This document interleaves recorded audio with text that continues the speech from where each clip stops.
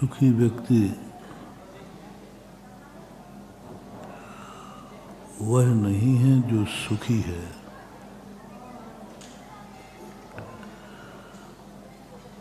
गुणवान व्यक्ति वह नहीं है जो गुणवान है। अमीर आदमी वह नहीं है जो अमीर है।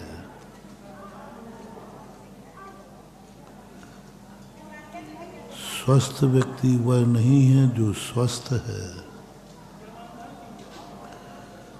बड़ा आदमी वह नहीं है जो बड़ा आदमी है। भगवान वह नहीं है जो भगवान है। गुरु भी वह नहीं है जो गुरु है। मनुष्य भी वह नहीं है जो मनुष्य है। पिता भी वह नहीं है जो पिता है। बेटा भी वह नहीं है जो बेटा है।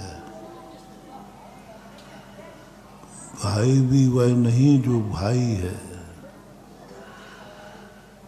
जैनी वह नहीं है जो जैनी है।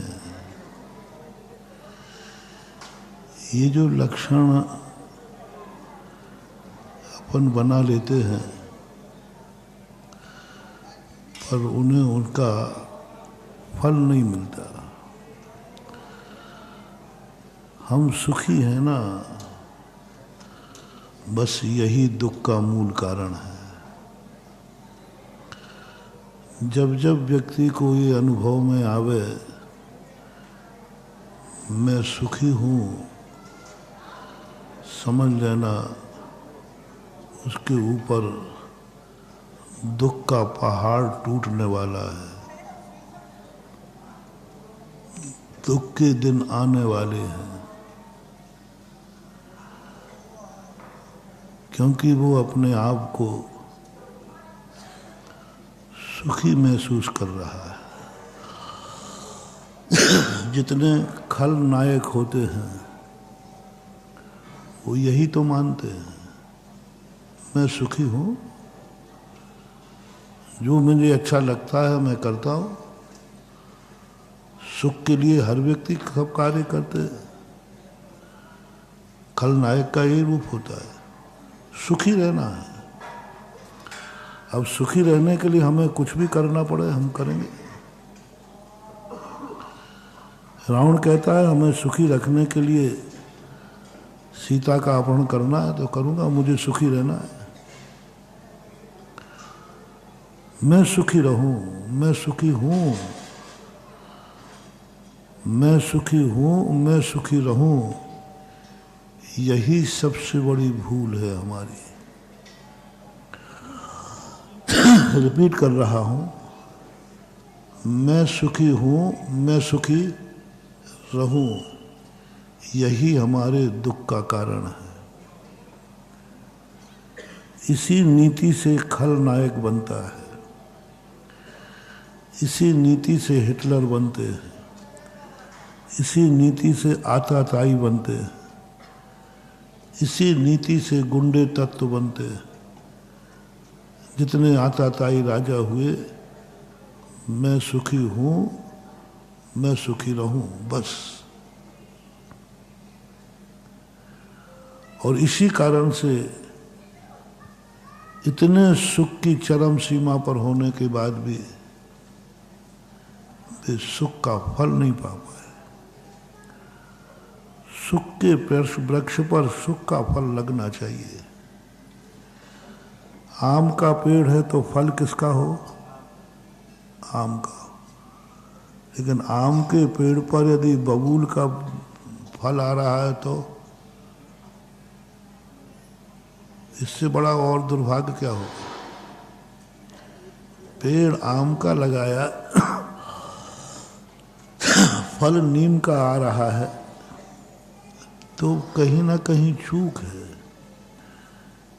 या तो हम नीम को ही आम मान बैठे,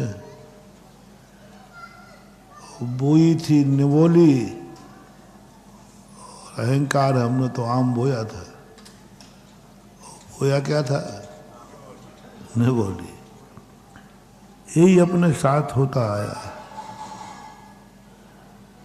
सारी जिंदगी में जितने एक इंद्री से लेकर के चतुंद्री तक जितने जीव होते हैं, वे सब इसी चेतना में जीते हैं। कर्मफल चेतना में वो जीते रहते हैं।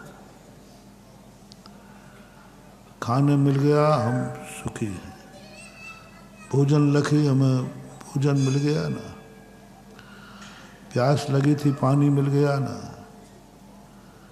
बीमार थे हमें दवाई मिल गई ना, धूप लग रही थी छाया मिल गई ना, मकान नहीं था मकान मिल गया ना, गाड़ी नहीं थी गाड़ी मिल गई ना। बस ये जो सोच है, यही कर्मफल चेतना कहलाता है सिद्धांत भाषा में। और कर्मफल चेतना जब भी हमारे जीवन में अनुभव में आती है, हमारे लिए उसका वह फल नहीं मिलता जो फल हम चाहे थे। अब आगे जो सुखी बनने की स्थिति है, तुम सुखी हो, तुम कल भी सुखी रहोगे, इसका एक लक्षण है मैं सुखी हूं मैं सुखी रहूं, ये दुख का लक्षण है। ये जब जब अनुभव में आए तो समझना चाहिए हमारा भविष्य दुखमय है, हम गलत रास्ते पे जा रहे हैं।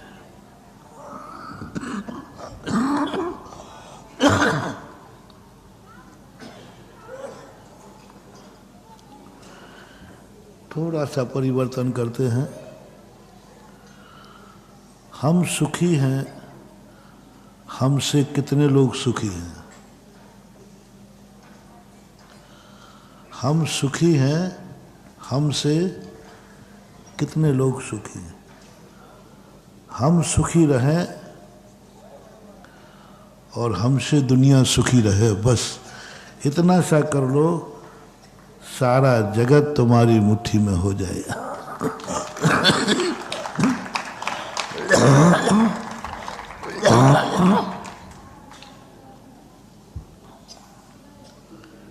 मैं ये नहीं कह रहा हूं कि तुम दुखी रहो दुनिया को सुखी रखो, नहीं नहीं, ये बात तो तुमसे कहेंगे तो तुम कहोगे महाराज जी आप रहने दो, ये प्रवचन आप अपने पास रखो, क्योंकि मुझे मालूम है यदि ये मैंने कह दिया कि तुम दुखी रहो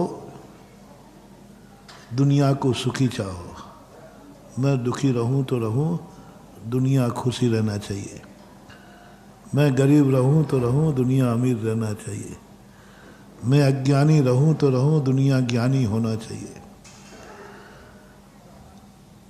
मेरे पास कुछ भी ना हो, दुनिया के पास सब कुछ हो। यदि ये प्रवचन दूं तो कहता ना तो गर्दन नहीं हिलाओगे तो अंदर से तो हिली जाएगी हिली जाएगी। महाराज ये प्रवचन थोड़ा सा हम लोगों के लिए ठीक नहीं है, इसलिए मैं वो प्रवचन ही नहीं देता जो तुम लोगों को ठीक नहीं लगे। मैं अब अरुचिकर भोजन दूंगा नहीं और तुम्हारे अनुसार मैं परोसूंगा नहीं, क्योंकि मेरा सिद्धांत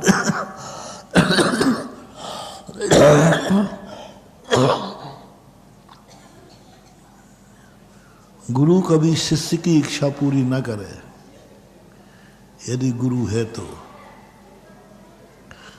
गुरु यदि शिष्य की इच्छा पूरी कर रहा है तो वो गुरु नहीं, वो दुश्मन है। माँ कभी बेटी की इच्छा पूरी न करे, मैंने कई बार इस पर प्रवचन दिए चतुर्मास में भी। कभी माँ बेटे की इच्छा पूरी न करे, कभी ये नहीं कहे बेटा बोलो तेरी क्या इच्छा है, कभी नहीं बोलना। ये अच्छी माँ का लक्षण नहीं है। और बेटे को भी मैंने कहा कभी माँ से अपनी इच्छा पूरी नहीं कराना।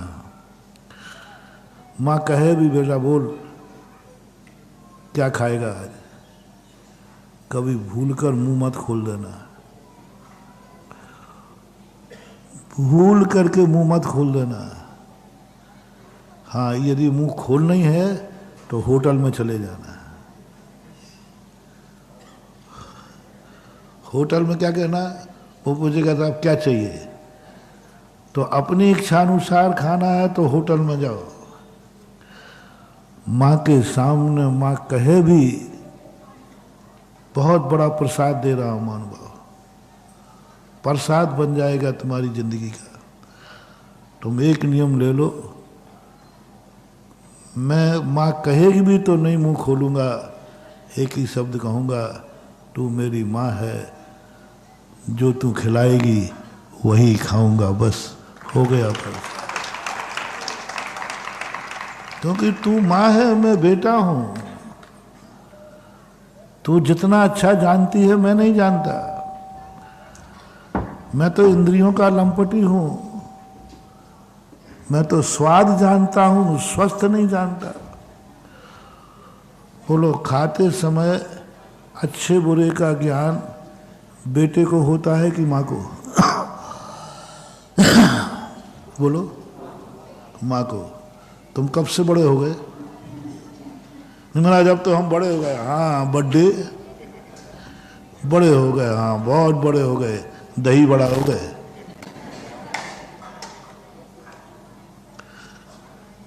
माँ के सामने जो स्थितियां हैं कभी नहीं व्यक्त करना। माँ खिलाएगी तो माँ की इच्छा के अनुसार खाऊंगा,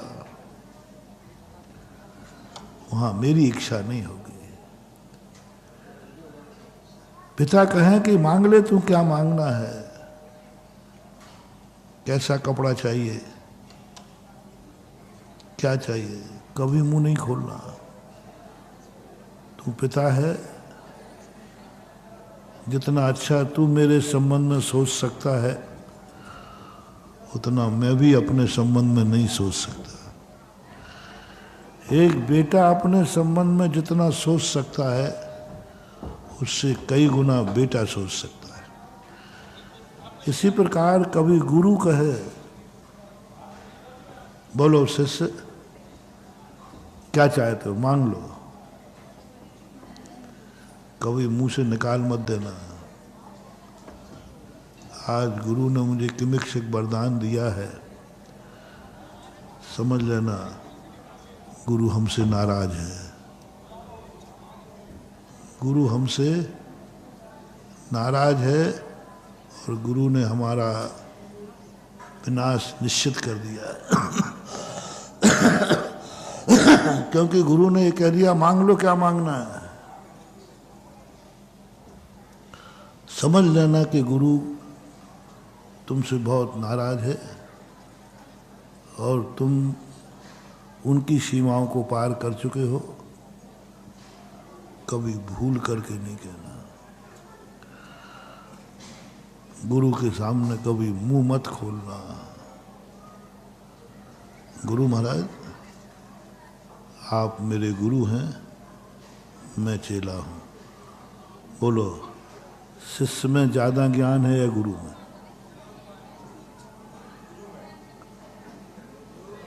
नहीं, आप लोग अपने अपने गुरु को देखो। नहीं आजकल तुम लोग कम ज्ञानी नहीं हो, बोल दो कोई बात नहीं, तुम तो कुछ भी बोल सकते हो।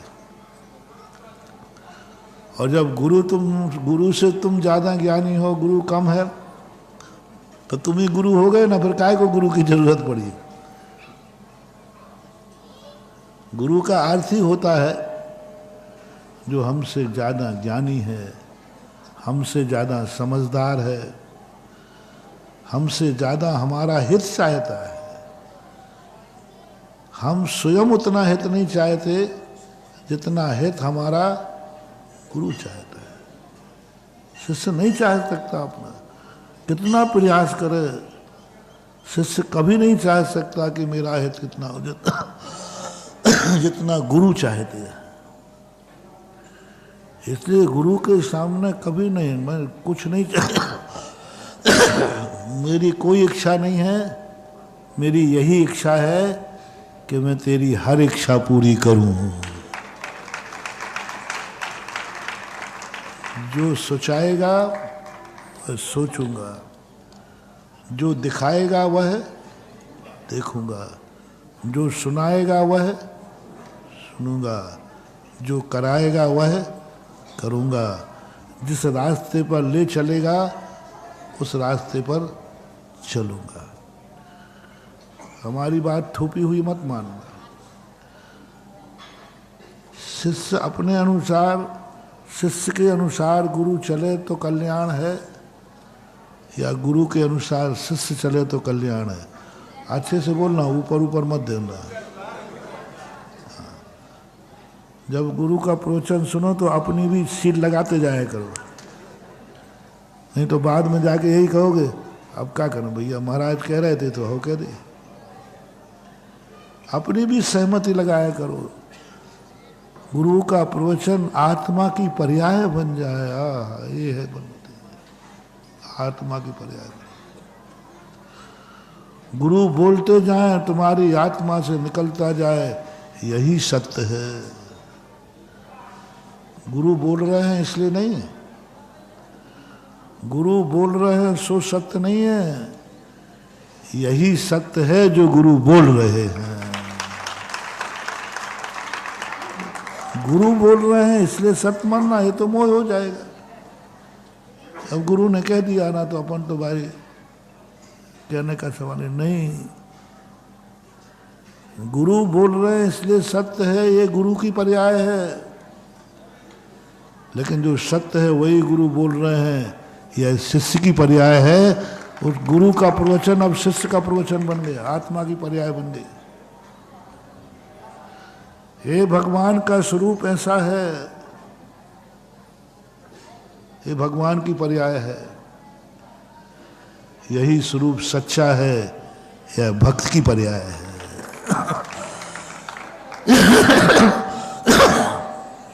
भगवान ऐसा होता है, 18 दोषों से रहित होता है, 40 गुणों से मंडित होता है, अनंत चतुर्दश से सहित होता है, वीतरागी होता है। ये होता है, तुम्हारा कुछ भी नहीं है इसमें। ये तो भगवान का लक्षण है। ये तो भगवान का लक्षण है कि भगवान वीतरागी है, दोषों से रहित है, अनंत चतुष्टय से युक्त है। ये सब भगवान के लक्षण हैं, हमारे लिए कुछ नहीं। हमारा देखना, अब भगवान हमारा कैसे बनता है, यही सच्चा भगवान है, यही सच्चा स्वरूप है, यही सत्स्वरूप है। दी अपन ने अपनी सहमति दे दी। भगवान ऐसा है, इसमें हमारी सहमति नहीं हुई। यही सच्चा भगवान है, यही हमारी सहमति हो गई। 6 द्रव्य 7 तत्व होते हैं, इसमें तुम्हारा क्या है? यही सृष्टि का सच्चा स्वरूप है, आत्मा की पर्याय बन गई। यही मेरा स्वरूप है, यही सत्य है। मैं अपनी स्वीकृति देता हूं। जैसे अभी मैंने कहा कि तुमने कहा कि गुरु मेरे से ज्यादा समझदार है, और गुरु के सामने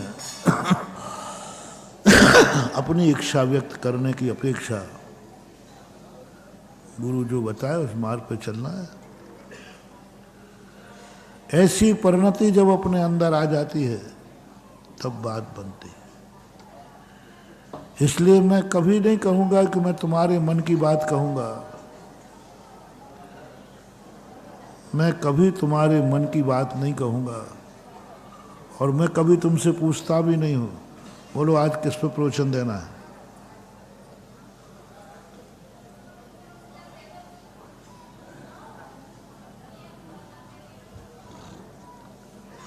किस पे प्रवचन दूं आज? 3-4 दिन के बाद दे रहा हूं ना। तो कोई सटोरिया बैठा हो रहा, बोले महाराज सट्टे के नंबर पे आप प्रवचन बोलो। और कोई मंडी का व्यापारी बैठा होगा तो बोले महाराज जी ये बता दो कौन सी गोदाम से माल भर लूं।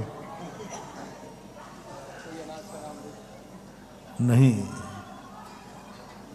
बहुत बड़ी बात। प्रवचन सभा में यही मन लेके आओ, गुरु जो सुनाएगा वह मुझे सुनना है और उसी को मैं सत्य सिद्ध करके आऊंगा। मीटिंग में आते हो ना आप लोग,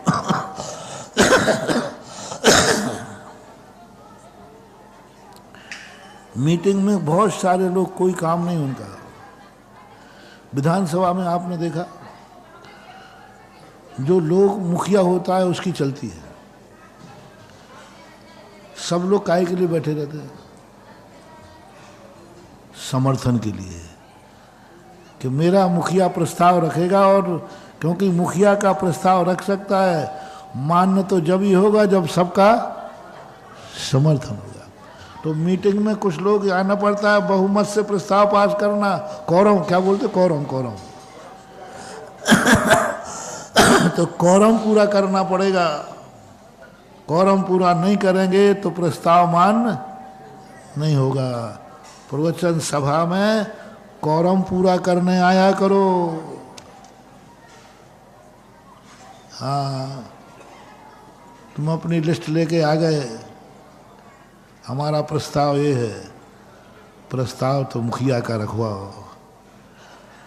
प्रस्ताव मुखिया रखे और प्रस्ताव रखने से पास नहीं होगा, समर्थन सबका हो। प्रवचन सभा में कभी जाना क्यों जा रहा है प्रवचन, क्या इच्छा? बोले कोई इच्छा नहीं, महाराज जी जो कहेंगे उसका समर्थन करना है बस। क्या समझते हैं अपन समोषण में? कितनी बातें आती हैं समोषण में। भगवान इतना बोलते हैं, कुछ भी समझ में नहीं आता, कुछ भी समझ में नहीं आता। फिर क्यों ये सब पशु बैठे रहते हैं? पशु बैठे रहते हैं समोषण में मूक बन करके, देवता सब बैठे रहते हैं, कुछ नहीं है। सम्यक दर्शन की बात बता रहा हूं। सब एक ही बात कहते हैं, जिनेंद्र भगवान ने जो कहा है सत्य था, वही कहा है, मेरा समर्थन है बस। अब यह समय दृष्टि कुछ नहीं करता, समर्थन करता है, अपनी एक वोट देता है। मैं दावे से कह रहा हूं जो भगवान ने कहा है वही सत्य है, मेरा समर्थन है। मैं सत्य को जानता नहीं हूं, लेकिन भगवान कह रहे हैं। देखो बच्चों को कुआं से अलग करो, बच्चे भी देखो देखो वो देखो सारे बच्चे। एक वॉलंटियर को वहां बैठा ले।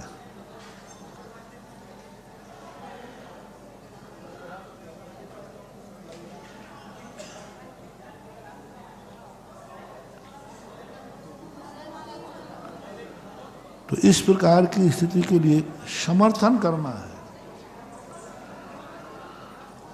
मंदिर में भगवान की मूर्ति है, हमने सुना है, अरहंत भगवान की मूर्ति हमने सुना है।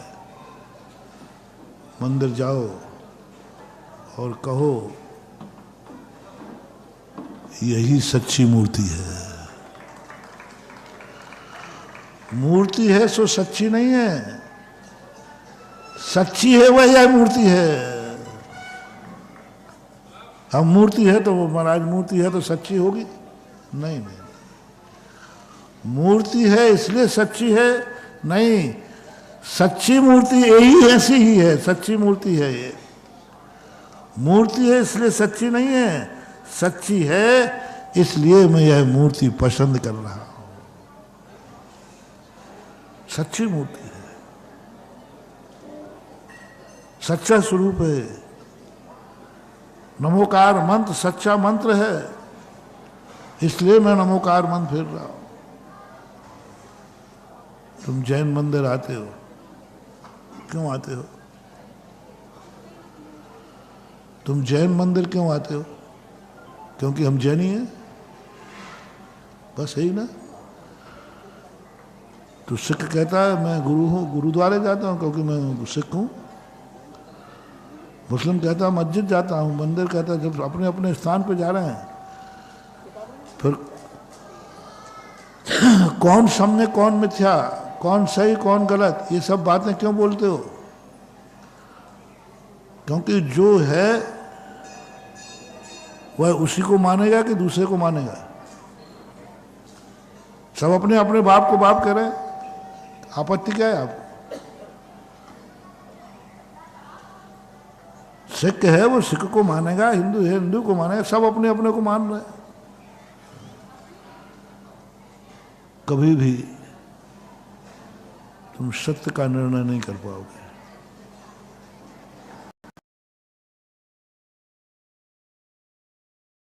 इसलिए जैन मंदिर नहीं जा रहा हूं। मैं जैन हूं इसलिए जैन मंदिर नहीं जा रहा हूं। मंदिर में जिनेन्द्र देव हैं इसलिए मैं जा रहा हूं क्योंकि वो निर्दोष है। मैं जैन हूं इसलिए जैन मंदिर नहीं, उसमें जिनेन्द्र देव हैं और वो 18 दोषों से रहित हैं, इसलिए मैं जा रहा हूं। यदि 18 दोषों से रहित जिनेन्द्र मंदिर में न मिलकर कहीं और मिले तो नहीं मानोगे क्या? जिनेन्द्र भगवान यदि कहीं और बैठा मिला तो मानेंगे? जिनेन्द्र होना चाहिए। हमारे पास लक्षण है और हमें समर्थन करना है, इसलिए मैं वह नहीं बोल रहा हूं तुम दुखी रहकर जगत को सुख की कामना करो, लेकिन यह भी नहीं बोल रहा हूं कि तुम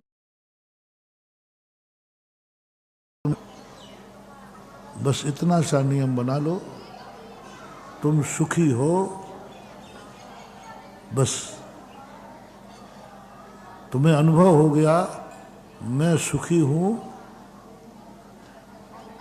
दूसरा पेपर, मेरे से कितने लोग सुखी हैं? मैं सुखी हूं, रिपीट कर रहा हूं, मेरे से कितने लोग सुखी हैं, ये है बड़े आदमी का लक्षण। अब आप अपनी वोट बढ़ाओ, नोट बढ़ाओ, नोट।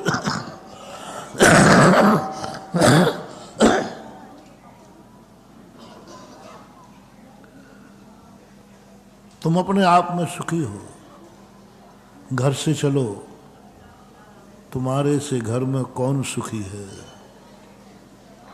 1 नंबर, क्या तुम्हारी माँ तुमसे सुखी है? क्या तुम्हारी माँ तुमसे सुखी है? तुम्हारी नहीं बोल रहा हूं, निषेध कर दिया। यदि तुम अपने आप में सुखी हो तो ये सुख का लक्षण नहीं है, तुम्हारा भविष्य दुखमय है, तुम्हारा भविष्य उज्जवल नहीं है, क्योंकि तुम्हारे मन में क्या भाव आ गया? मैं सुखी हूं। मैं कह रहा हूं कितने सुखी हूं, पहला नंबर दे रहा हूं, एक एक नंबर बढ़ाते जाना।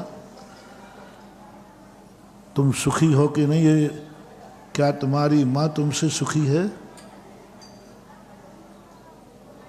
देख लो भाई, मुझे कुछ मतलब नहीं है, वैसे ही मत बोलना, मैं मम्मी से पूछ लूंगा, वो फिर कहेगी महाराज जी ये छोकरा नाक में तो बस यही हमारा नंबर कट गया। माँ ने इतना कह दिया महाराज जी बहुत परेशान हूं मैं इससे। आप सुखी है ही नहीं। माँ जब तुमसे सुखी नहीं है तो दुनिया में और क्या।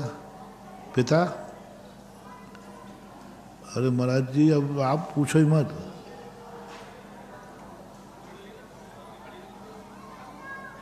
कितने लोग सुखी। पत्नी पूछ लो।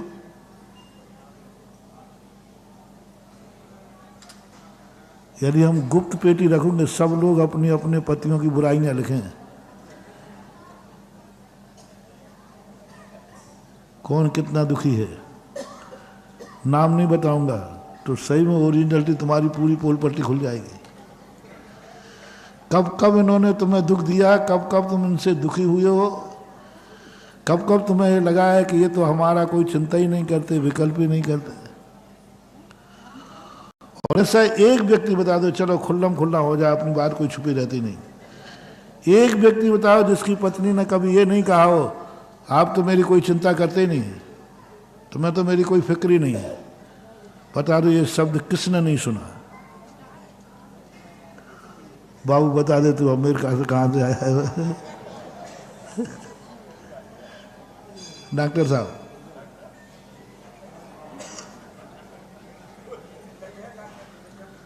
दादाजी से पूछ लो। बोलो महाराज जी ये शब्द सुनते सुनते कान पक गए। एक भी व्यक्ति बताओ जिसने ये शब्द नहीं सुना हो।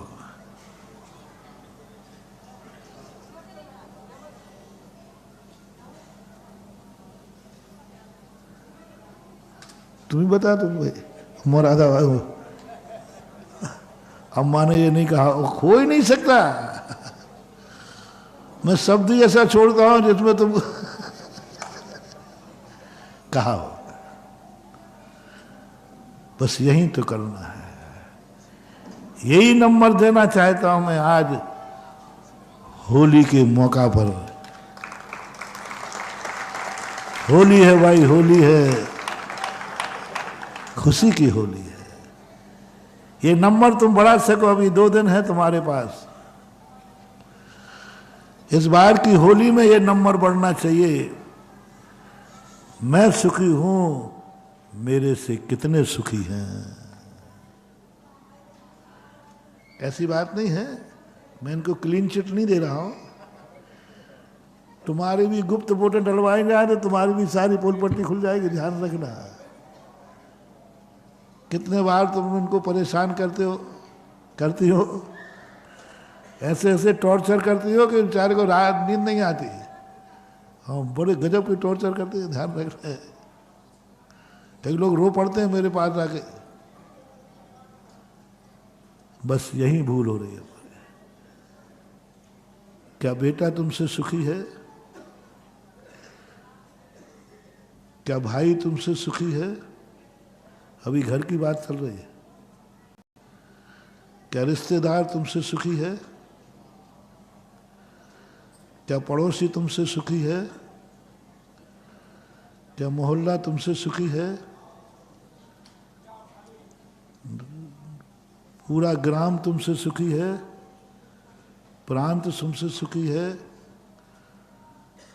क्या देश तुमसे सुखी है? जितना जितने तुम्हारे सुखी बढ़ते जाएं, आप मल्टी करके नंबर बढ़ाते जाना अपने आप में। मल्टी करके बढ़ाते जाना। और फिर आ जाना धर्म पर, अभी पूरे नंबर नहीं। क्या गुरु तुमसे सुखी है? पहली बात तो गुरु है कि नहीं, अभी तो यही आफत नहीं है। क्या पता, अभी अनाथ बैठे हो तो क्या पता। यदि गुरु है, ओहो महानुभाव, बहुत बड़ी चीज है, बहुत बड़ी चीज। बहुत ऊंची बात कह रहा हूं। जिंदगी में एक ही बात सोचो, मैं सुखी हूं, क्या मेरा गुरु मेरे से सुखी है? क्या जितना हमें गुरु को पाकर गर्व है, क्या मुझे पाकर गुरु को भी गर्व है कि नहीं? यही तो बात है। एक पिता को पाकर के बेटा गर्व कर सकता है तो क्या बेटा कह सकता है पिता कि मुझे बेटा पाकर गर्व है? यही तो करना है। पिता को पाकर के तो अनेक बार बेटा को गर्व हुआ है, लेकिन बेटे पर पिता को गर्व हो जाए, बेटे का पुत्रत्व सफल हो जाता है। गुरु को हम गुरु पाकर बहुत गौरवान्वित हैं, हमें गुरु मिल गया, ऐसी बात नहीं है कि गर्व गुरु को नहीं होता। गुरु भी अपने शिष्य पर गर्व करता है। क्या हमसे गुरु खुश है? हम तो खुश हैं गुरु को पाकर के। क्या मुझे पाकर के गुरु खुश है? बस ये है नंबर। मैं गुरु को पाकर खुश हूं, इसमें नंबर सामान्य है, लेकिन मुझे पाकर गुरु खुश हो जाए तो मल्टी नंबर। 100 में 100 का गुणा करना सीधा, 100 में 100 का गुणा करना सीधे 10,000। क्या हमें पाकर के, क्या जिनवाणी माँ हमसे खुश है? हम जिनवाणी पाकर के बहुत खुश हैं, बहुत खुश हैं। सोच महानुभाव, क्या जिनवाणी माँ को भी खुशी है मेरे को पाकर? क्या जिनवाणी की इच्छाएं हमने कभी पूरी करने के भाव किए? हम जिनवाणी के पन्नों पर अपनी इच्छाएं पूरी करने के मन ढूंढते हैं। हम जिनवाणी के पन्नों पर खोलकर अपनी इच्छाएं पूरी करने के सूत्र ढूंढते हैं। कितने हद तक तुम्हारा भाव आता है कि जिनवाणी के पन्ने पर, हर पन्ने पर लिखी हुई बात को, जिनवाणी के हर पन्ने पर लिखी हुई इच्छा को मैं पूरा करूंगा। जिनवाणी के पन्नों पर लिखी हुई बात को मैं पूरा करूंगा। मुनि बनने की नहीं कह रहा हूं, तुम जो हो, मुनि बनने की नहीं कह रहा हूं। मुनि हो तो एक ही बात कहना है, कौन मुनि महान है? आगम चक्षु साहू। जिस मुनि ने ये नियम ले लिया है कि मुनि के संबंध में जो जिनवाणी ने कहा है वही मेरी चर्या होगी, वही मेरा आचार होगा, समझ लेना वो जिनवाणी वही हो रहा। जिनवाणी, जो जिनवाणी कहेगी मैं मुनि हूं, आगे बढ़ने की बात नहीं कह रहा हूं, मैं मुनि हूं, और मुनि के लिए जो जिनवाणी कहेगी वह मैं पूरा करूंगा। महानुभाव, सच्ची जिनवाणी पाकर के हम उतने नंबर नहीं ले पाएंगे, लेकिन जिनवाणी के पन्नों पर जो लिखा है मुनि पद का, उस चर्या को मैं पालन करूंगा। मल्टी कर लेना, 10,000 10,000। विशुद्धि बढ़ा रहा हूं, एनर्जी बढ़ा रहा हूं, ताकत बढ़ा रहा हूं, तुम्हारा सुख बढ़ा रहा हूं।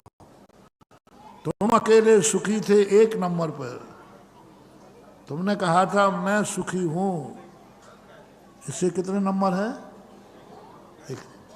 मैं सुखी हूं, इसका एक नंबर है बस। फिर मैंने कहा था कि तुम्हारे मां सुखी है, तुमसे एक एक नाम बढ़ाते जाओ। जितने रिश्तेदार हो तुम्हारे, जितने दोस्त यार हो, जितना तुम्हारा मुल्क हो, देश हो, उसके बाद मल्टी कहा था। गुरु यदि खुश है तो मल्टी करो, जिनवाणी खुश है कर दो मल्टी। अब ये सुख इतना बढ़ गया तुम्हारा, एक नंबर का सुख अरबों पर पहुंच गया, एक नंबर का सुख अरबों पर पहुंच गया। मात इतना, मैं सुखी हूं, मेरे से मेरी जिनवाणी सुखी है। जिनवाणी को गर्व है। मैंने नियम लिया है कि जिनवाणी के आप श्रावक हैं। आप कौन है ये बता दो पहले तो। मैंने तो बता दिया मैं तो मुनि हूं। आप? तो मैं तुम्हें मुनि बनने के नहीं कह रहा हूं कि होली पे तुम मुनि बन जाना। हाँ, मैं ऐसी मजाक करूंगा नहीं। मैं ये कह रहा हूं कितने ही संकल्प करना है, मैं श्रावक हूं और श्रावक के संबंध में जो जनवाणी की इच्छा होगी वही मेरी जिंदगी होगी। मैं इच्छा के अनुसार, जनवाणी की इच्छा के अनुसार मेरा श्रावक धर्म होगा, क्योंकि मैं श्रावक हूं। मल्टी कर लीजिए। ऐसे ही भगवान के संबंध में, क्या भगवान हमसे खुश है? हम भगवान को पाकर बहुत खुश हैं। बहुत आनंद आता है कि मुझे वीतरागी भगवान मिले।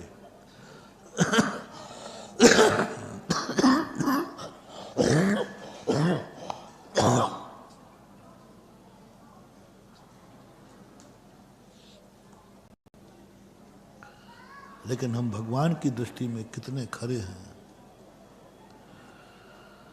भगवान जितना हमारे संबंध में सोच रहा है, क्या इतना हम भगवान के संबंध में सोच रहे हैं?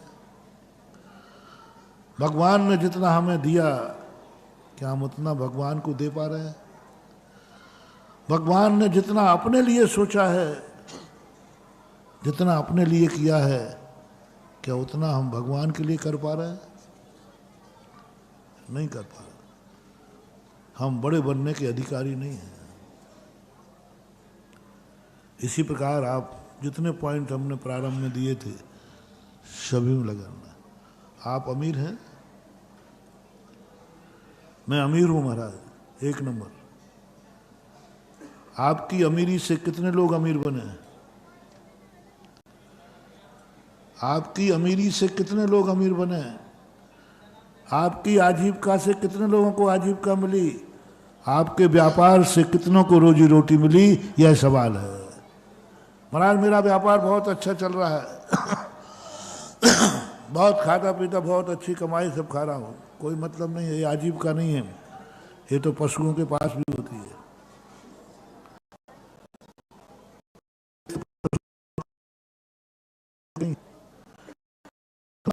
धंधा पानी अच्छा चल रहा है, मेरी आजीविका अच्छी चल रही है, कोई फर्क नहीं पड़ता है, तो सब पशुओं के पास भी चलती है।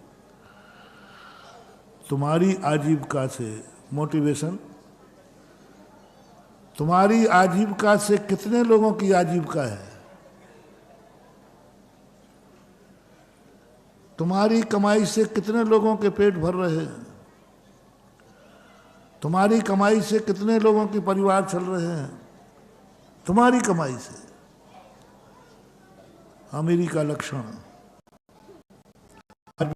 अमीर रहो, काफी। रावण ने भी यही कहा था, रावण ने भी यही कहा था कि मैं अमीर हूं। दुर्योधन ने भी यही कहा था, कौन मुझे हस्तिनापुर से हटा सकता है? मेरे पिता राजा हैं, हस्तिनापुर मेरा है, मैं राजा हूं, राजकुमार हूं।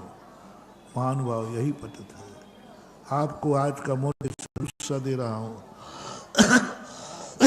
आपकी आजीविका, आपका पुण्य, आपका व्यापार, जो भी आप कर रहे हैं, उसमें कितने लोगों को और आजीविका मिल रही है? तुम्हारा धंधा बंद हो जाएगा तो कितनों के चूल्हे बंद हो जाएंगे। तुम्हारी इनकम बंद हो जाएगी तो कितने लोगों को रोटी मिलना बंद हो जाएगी। ये देखो, तुम्हारी आजीविका से कितनों को रोटी मिल रही है, कितनों को आजीविका मिल रही है। वही शुरू करो घर से ही। आजीविका से माँ बाप की आजीविका चल रही है। तुम्हारी कमाई से क्या माँ बाप की जिंदगी चल रही है? क्या तुम्हारी कमाई से माँ बाप की इच्छाएं पूरी हो रही हैं? तुम्हारी कमाई से, माँ बाप की कमाई से नहीं। कमाई तुम्हारी है, लेकिन माँ बाप की इच्छाएं पूरी हो रही हैं कि नहीं, उनकी आजीविका चल रही है कि नहीं, तुम्हारी कमाई उनके खाते जा रही है या नहीं। भाई को ले दीजिए, कमा तुम रहे हो, क्या तुम्हारी कमाई पर भाई का हक है? क्या तुम्हारी कमाई से भाई को कमाई मिल रही है? तुम्हारी अमीरी से क्या तुम्हारा भाई अमीर बनेगा? क्या तुम्हारी कमाई से तुम्हारे भाई को आजीविका मिलेगी? रिश्तेदार में आ जाइए, क्या तुम्हारी आजीविका से किसी रिश्तेदार की आजीविका है? पड़ोसी में आ जाइए, क्या तुम्हारी आजीविका से पड़ोसी की आजीविका है? क्या तुम्हें मालूम है महाराज मेरा धन हो जाएगा तो पड़ोसी भूखा मर जाएगा? मुझे गर्व है कि मेरी आजीविका से पड़ोसी की आजीविका चलती है। मोहल्ला, नगर, मोहल्ला ले लो, नगर ले लो, प्रांत ले लो, देश ले लो, मेरी आजीविका से राष्ट्र चलता है। व्यापार बंद हो जाए तो राजा कमा नहीं सकता। राजा कमा नहीं सकता, कमाने का निषेध किया राजा को। यदि मैं नहीं कमाऊंगा तो राजा का और राष्ट्र का क्या होगा? चाणक्य ने उपदेश दिया है प्रजा को, राजा को कभी कमाने मत देना, राजा को कमाने मत देना। जो राजा कमाता है वो राजा नहीं, मजदूर है, प्रजा है। राजा को कमाने मत देना, राजा को धन की चिंता मत करने देना, राजा को राजा ही रहने देना। और नीति लिखी उन्होंने, प्रजा को एक भाग राष्ट्र के लिए कमाना चाहिए, राजा के लिए कमाना चाहिए। राष्ट्र को एक भाग हर प्रजा के लिए उपदेश दिया उन्होंने। हर जनता को ये सोचना चाहिए मेरी आजीविका में राष्ट्र की आजीविका छुपी है। यदि आजीविका बंद हो जाएगी तो राष्ट्र की आजीविका खत्म हो जाएगी। राजा क्या करेगा? राजा तो कमाएगा नहीं, राजकोष का क्या होगा? राज्य का क्या होगा? राजा का क्या होगा? मल्टी कर लीजिए आप, सबसे बड़े आदमी आप, बहुत बड़े आज भी कल हो, क्योंकि आपकी आजीविका से राष्ट्र की आजीविका है। आपकी कमाई में राष्ट्र की कमाई है। जाओ, तुम हमेशा विधेय क्षेत्र में जन्म लोगे, भोग में जन्म लोगे।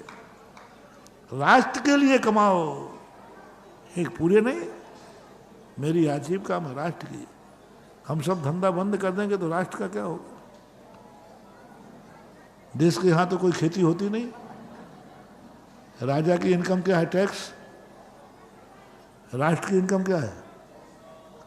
और तो कोई है ना। राजा के पास धंधा कौन सा है? क्यों भाई, भारत के राष्ट्रपति के पास कौन सा धंधा है?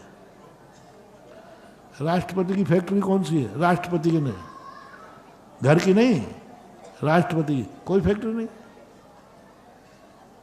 प्रजा है, हम ये सब फैक्ट्री, आप सब राजा की फैक्ट्री हैं। आपका जो कुछ भी कमाई है उसमें एक शेयर राजा का है।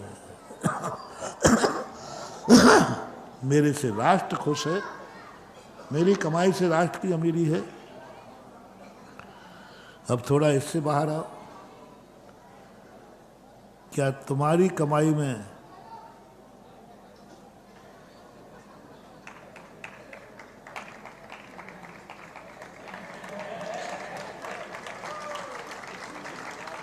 सावधान बेटा, नहीं तो खा नहीं पाओगे। क्या बात बनाई, नहीं मेरी आजीव, क्या बात है। जैन श्रावक खेती करता हुआ भी असंख्यात गुणी निर्जरा करता है। जब एक बात मैंने सिद्धांत में पढ़ी कि जैन श्रावक व्रतमा लेने के बाद नियम से असंख्यात गुणी निर्जरा करता है। अपनी खेती कर रहा है तो व्यापार धंधा कर रहा है, वहाँ क्या, उसमें भी भाव कर रहा है। इस खेत में गेहूं पैदा होगा, इस खेत में सब्जी उगेगी और मैं चौका लगाऊंगा, महाराज आएंगे। जो श्रावक, जो भक्त महाराज को कमाने दे, उस श्रावक का बेटा गर्क है। मुझे तो कोई मानता, मैं तो कमा लूंगा। मुझे तुम निकम्मा समझ रहे हो क्या? हम लोग निकम्मे नहीं है रे, कमा के जानते हैं। और मेरे संबंध में तो आपको भी मालूम है। हाथ में रेखा देख लो, कमाई की है कि नहीं।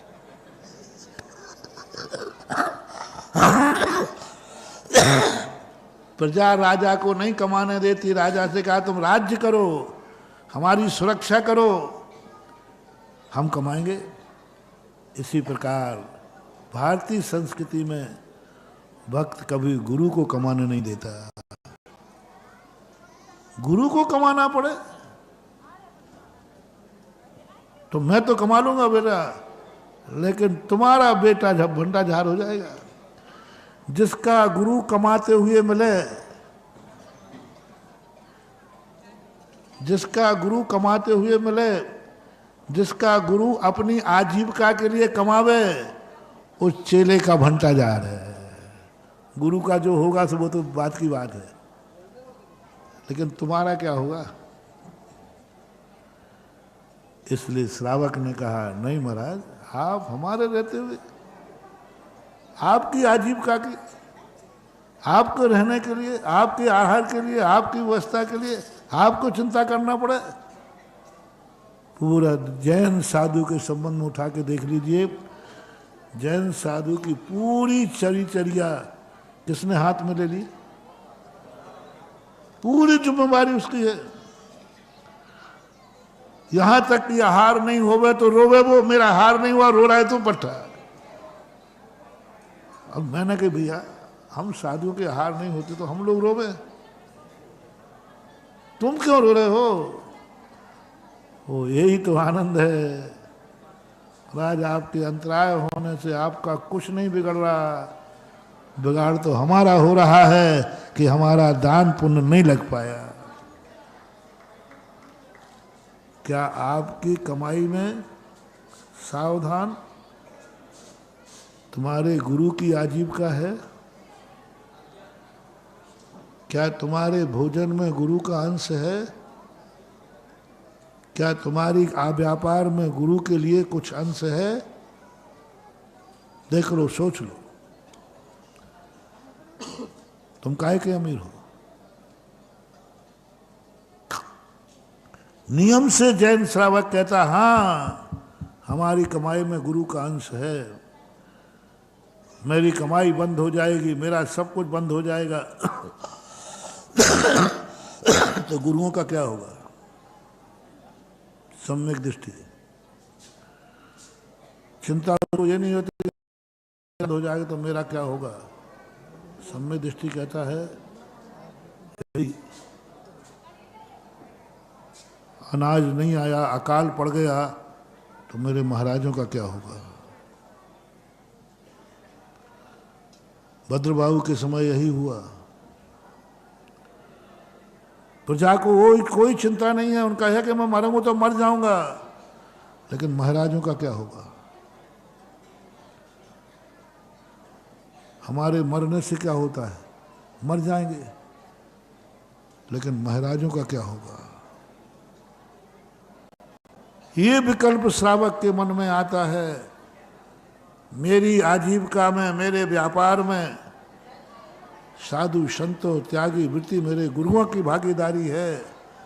जाओ मल्टी कर लो, तुम्हारी अमीरी 1 नंबर पे थी, अब करोड़ों गुने पे अमीरी पहुंच गई, क्योंकि तुम्हारी शेयर में गुरु का शेयर है।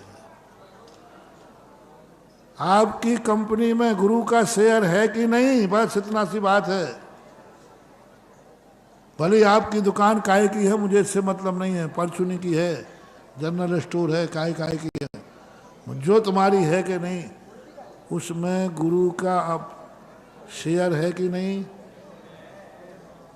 आओ कह दो, अभी छापा पड़वाऊं तो सब पता चल जाए कि नहीं। इतने लोग होंगे अभी ललितपुर में कहो जिन्होंने जिंदगी में कहो मुनिराज की अंजलि में एक गिलास भी नहीं रखा होगा। मिल जाएंगे, कुछ नहीं मिल जाएंगे। मत करो रे गलती, तुम अमीर रह जाओगे लेकिन भविष्य अच्छा नहीं है। तुम महाराज के भागीदार बनाए बिना अमीर रह जाओगे लेकिन भविष्य रावण के समान हो जाएगा, रावण के समान हो जाएगा। अपनी हर कमाई में अपने गुरु का शेयर रखो, पैसे से नहीं कह रहा हूं, आजीविका। जो अधिकार तुम्हारे क्षेत्र में है उस अधिकार का उपयोग करना। जिनवाणी का, जिनवाणी माँ है, क्या तुम्हारी उस कमाई में जिनवाणी का भी अंश है? कैसे निकम्बे लोग हैं, माँ बाप के बेटे में तो, माँ बाप के संपत्ति में तो बेटे का हिस्सा होता है। ये तुम्हारी नीतियाँ रीतियाँ हैं। और धर्म नीति आज मैं कह रहा हूँ, क्या बेटी की कमाई में माँ बाप का हिस्सा है? कानून बताओ मुझे। माँ बाप की कमाई में बेटे का हिस्सा है कि नहीं? बोलो। अरे बेटा का मतलब बिटिया का भी है। आजकल तो ऐसा आ गया शायद, है ना, बेटी का भी है। पर मेरा इतना शेयर और करो, कोई वकील बैठा हो, क्या बेटा और बिटिया की कमाई में माँ बाप का भी हिस्सा कानूनन अनिवार्य है? इसी का नाम है कलयुग, इसी का नाम है संसार। यहीं डूब रहा है सारा संसार, यहीं भविष्य का नाश हो रहा है।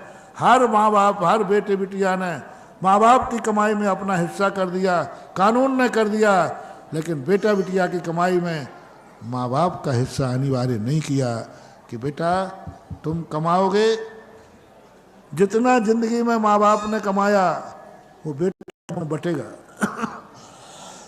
कानून बांटेगा। माँ बाप नहीं देंगे तो उन्हें देना पड़ेगा। धर्म नीति देखना महानुभाव, धर्म नीति कहती है बेटा से, बिटिया से, तेरी कमाई में भी माँ बाप का हिस्सा होना चाहिए, अनिवार्य नियम से माँ बाप का हिस्सा होना चाहिए बेटे की कमाई में। सच्चा बेटा है तो वही परसेंट होना चाहिए माँ बाप वाला है।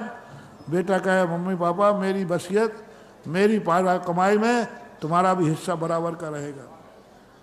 जितना पत्नी का रहेगा उतनी माँ का रहेगा। ओह, इस होली में ये विधेयक पास हो जाए तो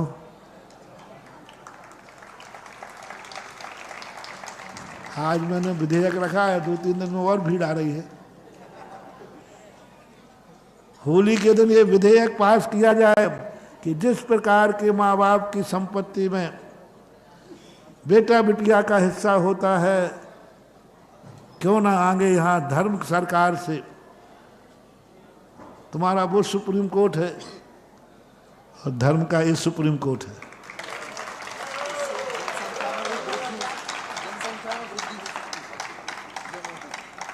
इस सरकार के द्वारा प्रस्ताव रखा जा रहा है कि हर बेटा बिटिया की कमाई में, आजीविका में माँ बाप का हिस्सा होगा। सोचो कभी ऐसा हो तो, कल्पना बताओ भी ऐसे। अच्छा साइड इफेक्ट बताओ, नुकसान बताओ। बाप की कमाई में बेटे के हिस्से तो नुकसान है, छोकरा जुआरी निकल गया तो, लेकिन बेटे और बिटिया के हिस्से में माँ बाप उपयोग कितना बड़ा राज, ये है धर्मराज, ये है चौथा काल। बेटे बिटिया की कमाई में क्या माँ बाप का हिस्सा है? यदि दे सको तो जाओ, मैं आशीर्वाद देता हूं, आज भी अमीर हो, कल भी अमीर रहोगे।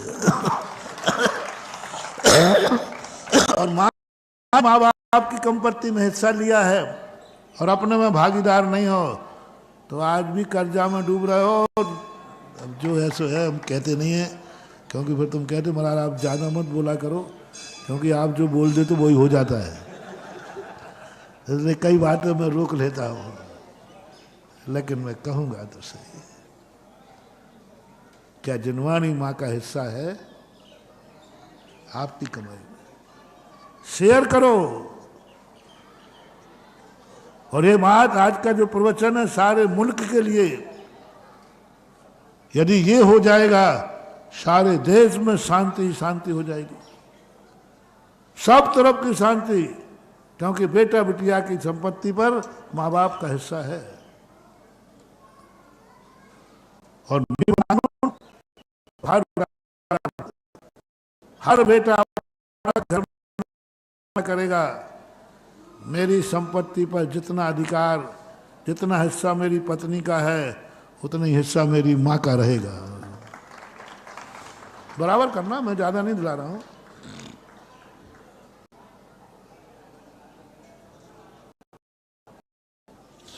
अपनी संपत्ति, जितना हिस्से मेरी संपत्ति के होंगे उसका एक हिस्सा माँ बाप के नाम ही होगा, चाहे माँ बाप जिंदा रहें चाहे माँ बाप मरे।